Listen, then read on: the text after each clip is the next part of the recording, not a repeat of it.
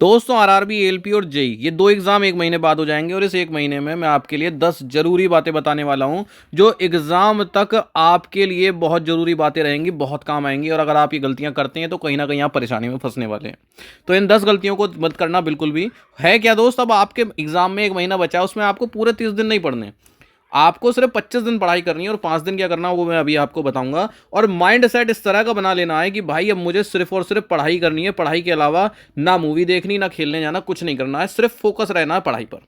घर वालों को बता दीजिए कि मुझे डिस्टर्ब मत करिए, काम मत करवाओ, ठीक है। तो पढ़ाई करनी है और इसमें आपको अपना सिलेबस कवर करना है। मैं जानता हूं आपको कि आप अभी तक पढ़े नहीं होंगे, अभी तक आपने ट्रेड नहीं पढ़ी होगी, एलपी में जो सी पार्ट बी में आने वाली है, जेई में जो टेक्निकल सवाल आने वाले होंगे वो नहीं पढ़े होंगे, बेसिक साइंस नहीं पढ़ी होगी, इंजीनियरिंग ड्राइंग नहीं पढ़ी होगी, कंप्यूटर नहीं पढ़ा होगा और आपके सामने कंप्यूटर इन्वायरमेंट नहीं पढ़ा होगा। सिर्फ पढ़ी हुई होंगी तो पहले की मैथ और रीजनिंग, बस। ठीक, सब कुछ नहीं पढ़ा हुआ है आपका, सब कुछ आप भूल जाओ। अब ये मत सोचना कि यार बहुत कम समय नहीं, बहुत समय बचा हुआ है, बहुत टाइम है। आप हर एक सब्जेक्ट में जो जो ज़्यादा मार्क्स के आ रहे हैं वो सब्जेक्ट आप उठाओ, उनका सिलेबस कंप्लीट करो, सिलेबस को कंप्लीट करो, जो जो टॉपिक सिलेबस में दिए हुए हैं उनको कंप्लीट करो और साफ साफ नोट्स बनाओ। ठीक है, अभी भी नोट्स बनाने हैं। ये मत सोच लेना कि भाई मैं सिर्फ रफ में कर लूँ या स्क्रीनशॉट से पढ़ लूँ, कुछ नहीं होती पढ़ाई स्क्रीनशॉट से, पहली चीज़। तो 25 दिन मैंने आपको अभी इसी पॉइंट में बता दिया कि 25 दिन आपको क्या करना है, आपको सिर्फ पढ़ाई पर ही फोकस रखना है। क्यों? क्योंकि इसमें आपके न्यू सब्जेक्ट्स हैं, ट्रेड हो गया, basic science and engineering drawing हो गया, जो भी मैंने नाम बताया। जो आपका पढ़ा हुआ नहीं है और ज़्यादा मार्क्स आ रहा है आप उनको पढ़ लो, ठीक। और जो आपका पढ़ा हुआ है अब उसको क्या करना है, सपोज आपका साइंस पढ़ा हुआ है, मैथ पढ़ा हुआ है, रीजनिंग, जो जो आपका पढ़ा हुआ है उनको सिर्फ आपको रिवाइज करना है, उन पर इस समय टाइम वेस्ट नहीं करना है दोबारा से पढ़कर। इनमें से कुछ टॉपिक अगर ऐसे हैं जो आपको नहीं आते, सपोज मैथ में स्टैटिस्टिक्स आपको नहीं आता तो आप वो सीख लीजिए।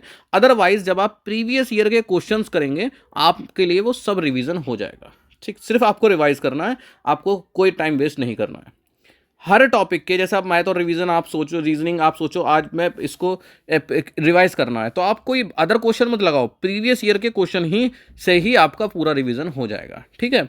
जो सवाल नहीं हो पाए, प्रीवियस ईयर क्वेश्चन जब कंप्लीट हो जाए, खत्म हो जाए, तो उस सवाल को अलग से टाइम देकर पढ़ाई कर लो।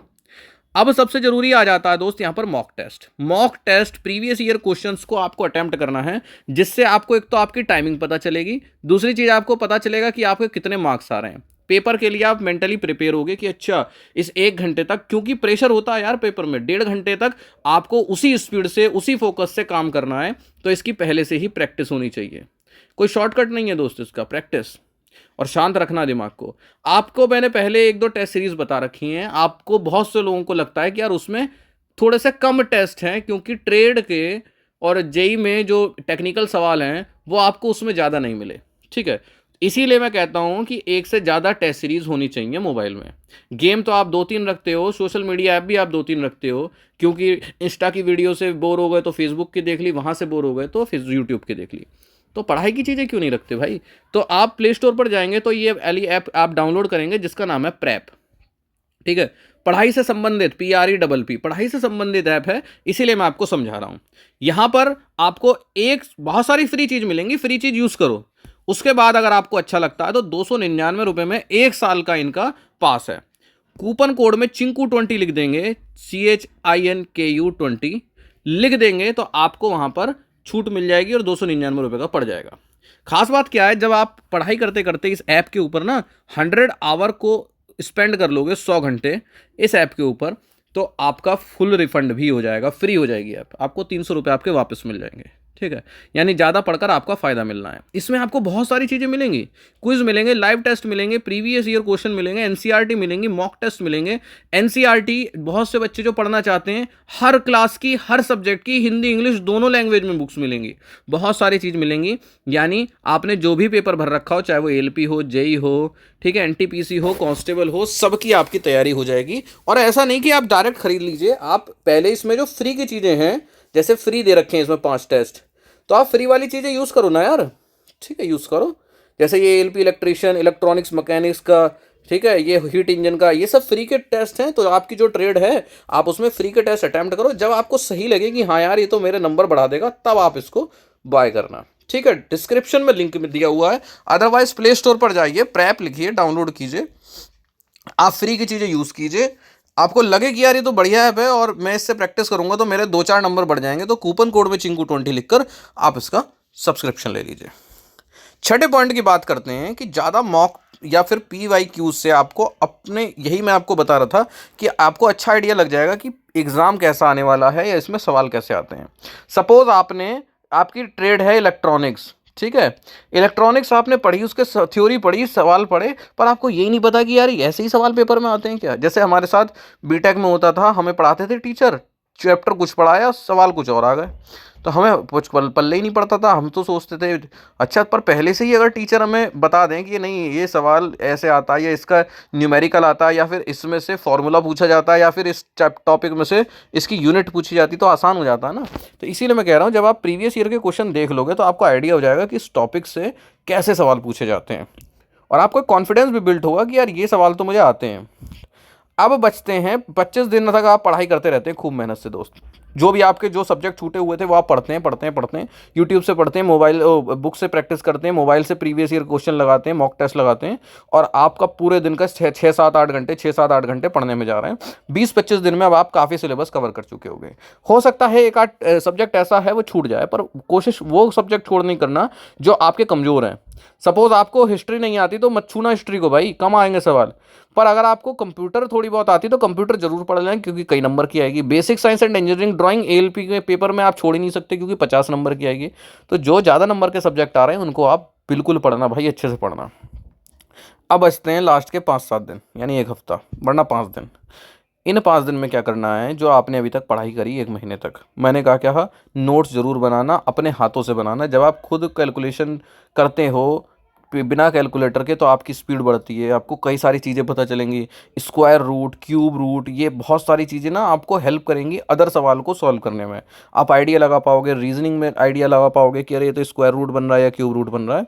इस तरह से खुद कैलकुलेशन करना, नोट्स बनाना, और लास्ट के 5-7 दिन उन्हीं नोट्स को बस रिवाइज करना। ये सोचना कि भाई मुझे बस इतना ही पढ़ना था, उन्हें ही रिवाइज करना, क्योंकि सब आपका नया पढ़ा हुआ है।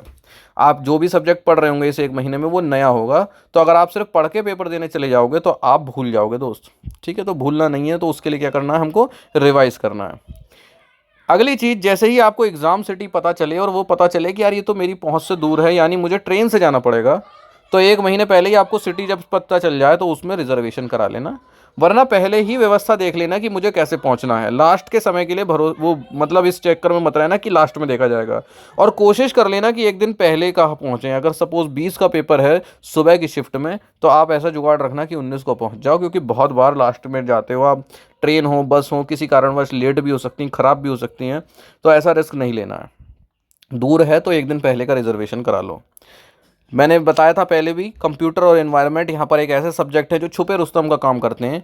ये थोड़े से इजी होते हैं और ये अच्छे मार्क्स देकर जाते हैं आपको, और ख़ासकर ये टाइम बहुत कम लेंगे। मैथ को सॉल्व करने में आपको टाइम लगेगा, पर कंप्यूटर एनवायरनमेंट के सवालों को सॉल्व करने में टाइम मत नहीं लगेगा।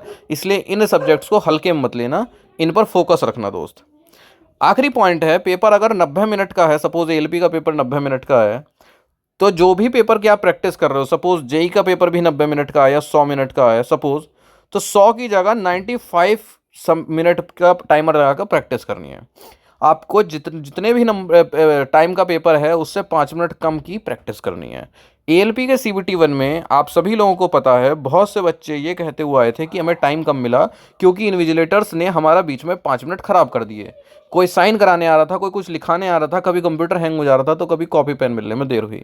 इन्हीं 5 मिनट को हम मान के चलेंगे कि हमें नहीं मिलेंगे, तो हम पहले से ही 5 मिनट कम की प्रैक्टिस करेंगे, हो जाएगा, कोई समस्या नहीं है। पहले से ही आप प्रैक्टिस कर लें तो आपको रोक नहीं सकता है पेपर में कोई, और आपका समय से पहले पेपर पूरा होगा। और इस बीच में जो एक्स्ट्रा समय मिलेगा उसमें अगर आपको सवाल छूट गया हो जो कि लंबी कैलकुलेशन वाला हो, उसको समय देकर सॉल्व कर सकते हैं।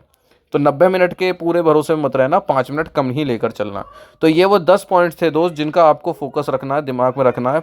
और टेस्ट सीरीज़ मैंने बताई कि आप मोबाइल में प्रेप की एप्लीकेशन डाउनलोड कर लीजिए प्ले स्टोर से, फ्री की चीज़ें यूज़ करिए, कूपन कोड में चिंकू20 लगाते हुए इसमें पास ले लीजिए। अभी आप एग्जाम देने जाएंगे, बाहर के सिटीज़ में जाएंगे, होटल में जाकर एक टाइम का खाना खाएंगे तो वो इतने ही रुपए का बैठेगा जितने रुपए का ये 1 साल के लिए आपको देना है। पर आप वहाँ पर 300-400 रुपये दे जाओगे, वहाँ पर आप कोई दारू पी लेगा, कोई कुछ खा लेगा, कोई कुछ खा लेगा, वहाँ पर आप हज़ारों रुपये फूंक दोगे, आपको होटल वाला ही 1000 रुपये ले लेगा, ठीक है। वहाँ आप दे दोगे, परंतु आपको ऐसी जगहों पर समस्या लगती है कि यार ये तो बड़ी महंगी है, जबकि यही आपकी असली साथी है, आपके कई नंबर बढ़ा रही है। तो उम्मीद है आपको इन पॉइंट से कुछ समझ में आया होगा। नहीं समझ में आया दोस्तों, कुछ कन्फ्यूज़न हो तो आप कमेंट करके पूछ सकते हैं।